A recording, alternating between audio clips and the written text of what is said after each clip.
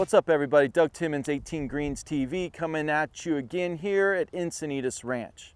Today's going to be a quick one. We're just going to go over wedges. We're going to go over bounce, we're going to go over loft, and we're going to go over wedge configuration. So let's do it. So let's go over bounce. I get a lot of questions from my students about the bounce. What is bounce? I'm going to explain it. Basically what the bounce is the trailing edge of the wedge. The lower the trailing edge, the more bounce it has. Bounce was built into the wedge to help prevent digging, whether you're hitting a sand shot or whether you're hitting one off the turf. Plain and simple, the more bounce you have, the less chance you have to hit it fat.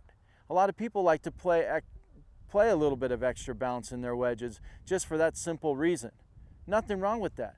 Find what's comfortable for you as far as the bounce and stick with it. Always good to consult one of your PGA professionals about it also. Okay, so let's go over loft. I was told years and years ago by my mentor, Carl Welty, that all great players have roughly 4 degrees of separation in between their wedges. So I start with my standard stock pitching wedge at 48 degrees of loft. Then I move to my gap or approach wedge at 52 degrees of loft.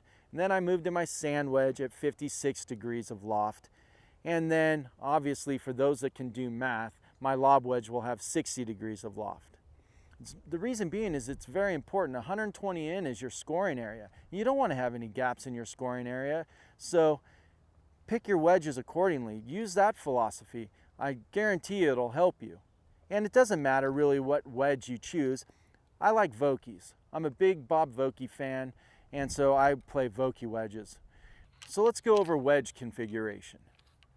So we'll start with the bounce. I start with my 52 degree approach or gap wedge, and it has 12 degrees of bounce. That's a decent amount of bounce for a gap wedge or an approach wedge.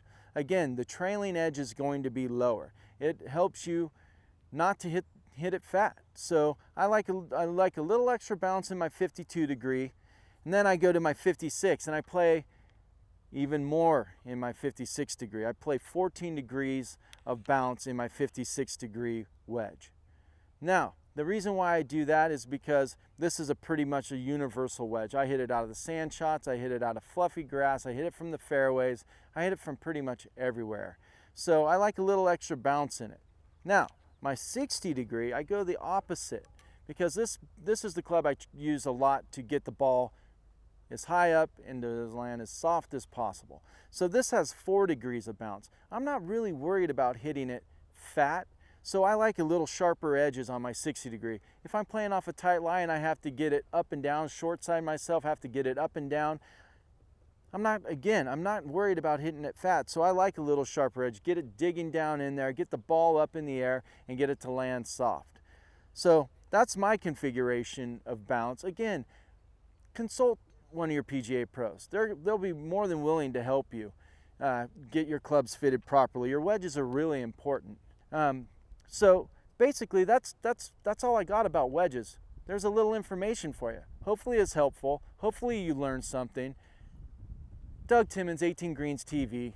It's a wrap.